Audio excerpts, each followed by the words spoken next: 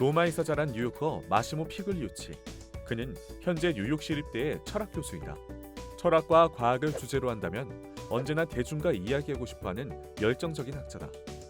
그는 책, 그리고 나는 스토아주의자가 되었다를 통해 일반적인 통념들에 대해 다시 생각해보자고 말한다. 부모가 되면 통제할 수 없는 것들이 많아진다. 나는 분명 내 아이를 위해 최선을 다했다. 아이는 행복한 아동기를 보냈고 나름 훌륭한 부모-자식 관계를 맺으며 살고 있다고 생각하던 중에 10대가 된 자식이 갑자기 나에게 쌀쌀맞게 군다면 통상적인 반응은 후회일 수 있다. 실제로는 할 수 있었던 다른 일들을 떠올릴 수 없음에도 불구하고 혹시 딸이 어렸을 때 더 잘해줬어야 했던 일들이 있었던 게 아닐까 하는 후회다. 또한 이런 상황을 통제할 수 없다는 데 무기력이 느껴지고 예전에 행복했던 그 아이가 아예 더 이상 부모에게 반응을 보이지 않을 뿐더러 언뜻 보기엔 부모를 경멸하는 것처럼 보이는 것에 좌절하고 만다. 노예 출신의 철학자 에픽테토스는 후회야말로 자신의 감정 에너지를 낭비하는 것이라고 말한다. 과거는 바꿀 수 없다. 그것은 우리의 통제 바깥에 있다.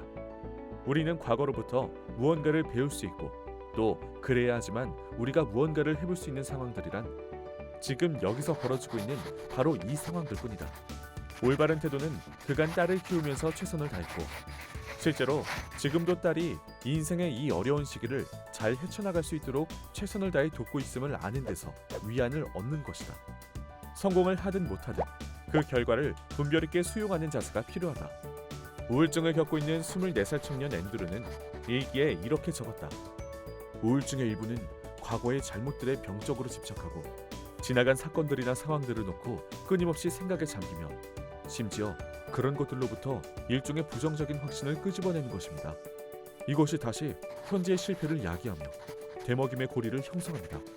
이런 고리의 허기는 쉽게 채워질 수가 없죠. 하나의 실패에 등대서 또 다른 실패가 만들어지고 거기에 또 다른 실패가 얹히고 그러는 것이죠. 앤드루는 사고와 우울증 간의 이 관계를 스스로 깨닫고 나서 통제의 이분법을 실천했다. 이건 역시 에픽테토스가 처음으로 주장한 것으로 이는 근본적으로 우리의 통제하에 있는 것과 통제할 수 없는 것을 이야기한다. 우리의 결정과 행동은 우리의 통제하에 있는 일들에 속한다. 우리가 처해 있는 상황들을 비롯해서 다른 사람들의 사고와 행위들은 우리의 통제하에 있지 않은 일들에 속한다. 그는 자신의 부정적인 생각 중에 통제할 수 있는 것과 없는 것을 나누기 시작한다.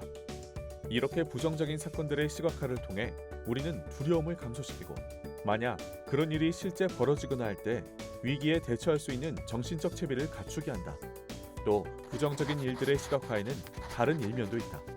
상상했던 나쁜 일들이 실제로 발생하지 않을 때, 이를테면 화창한 날에 느긋하게 도로를 주행할 때나 사랑하는 사람들이 아주 잘 살고 있어서 그들이 나와 함께 있다는 사실을 즐길 수 있을 때마다 늘 새로운 감사와 존중의 느낌을 갖게 되는 것이다. 마지막으로 필요한 건 의지다. 에픽테토스는 선한 생활의 은유를 통해 이와 관련된 요점을 제시한다. 키자비가 자신의 배를 난파시킬 요량이라면 그 배를 구해낼 때 필요한 것과 똑같은 재주는 필요치 않습니다. 그가 배를 돌린다 해도 풍랑 속으로 너무 멀리 나간 것이라면 그는 길을 잃습니다. 그렇습니다. 그리고 만약 그가 고의로 그런 게 아니라 다만 주위의 결핍 때문이라 해도 역시 똑같이 그는 길을 잃을 것입니다. 인생도 완전히 똑같습니다. 만약 그대가 아주 잠깐이라도 꾸벅꾸벅 존다면 지금까지 쌓아온 모든 것이 그대를 떠날 것입니다. 늘 깨어있으면서 그대가 받은 인상들을 감시하십시오. 그대가 계속 간직할 것들은 사소한 것들이 아닙니다.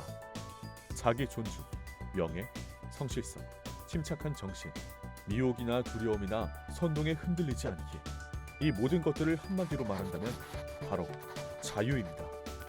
이 모든 것을 뭘 위해 팔아치울 것인가요? 구매할 가치가 얼마나 되는지 살펴보십시오. 그는 우리 스스로 의지 있는 삶을 사는 것이 가능하다고 이야기한다. 하나씩 바꿔보자.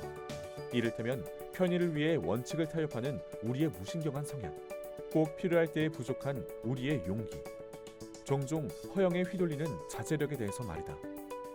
모든 답은 바로 우리 앞에 놓여있다. 그 답을 마주한다면 우리는 매일 더 나은 삶을 살아갈 수 있다.